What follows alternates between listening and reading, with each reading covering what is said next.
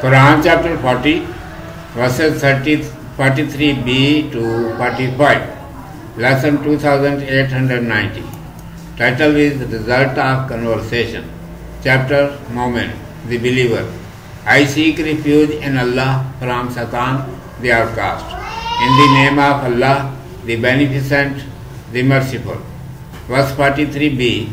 And our return will be unto Allah, and the prodigals will be owners of the fire. Lesson 40, verse 44. And ye will remember what I say unto you. I confide my cause unto Allah, lo Allah is seer of his slaves.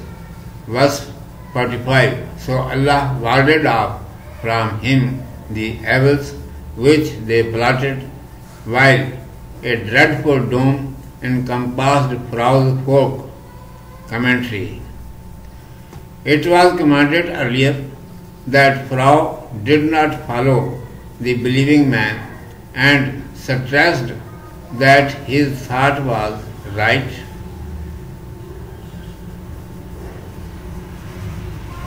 That is Pharaoh's thought. Whereas Moses, peace be upon him, and his supporters were at wrong. When the believing man understood thoroughly, he detached from them, saying, Now I entrust my affair to Allah.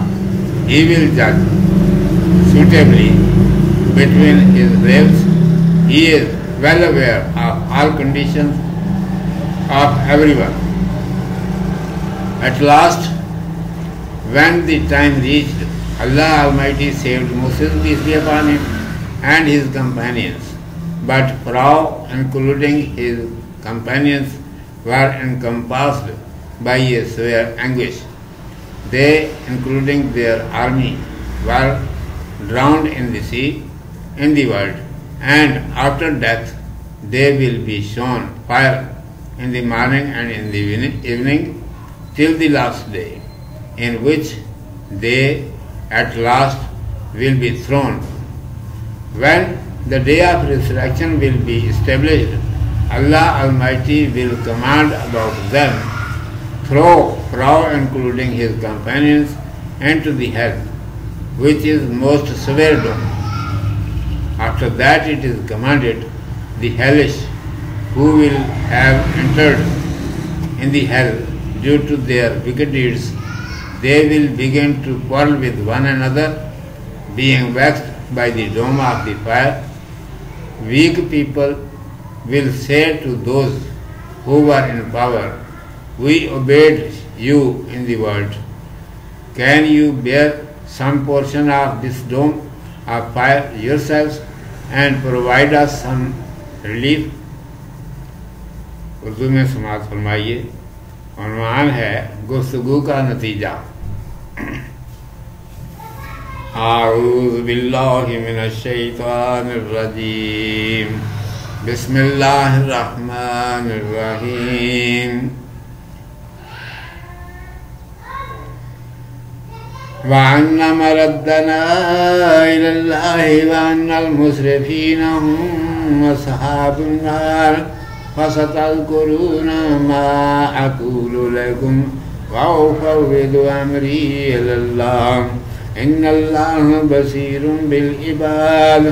فَوَقَاهُ اللَّهُ سَيِّئَاتِ مَا مَكَرُوا وَحَاقَ بِآلِ فِرْعَوْنَ سُوءُ الْعَذَابِ.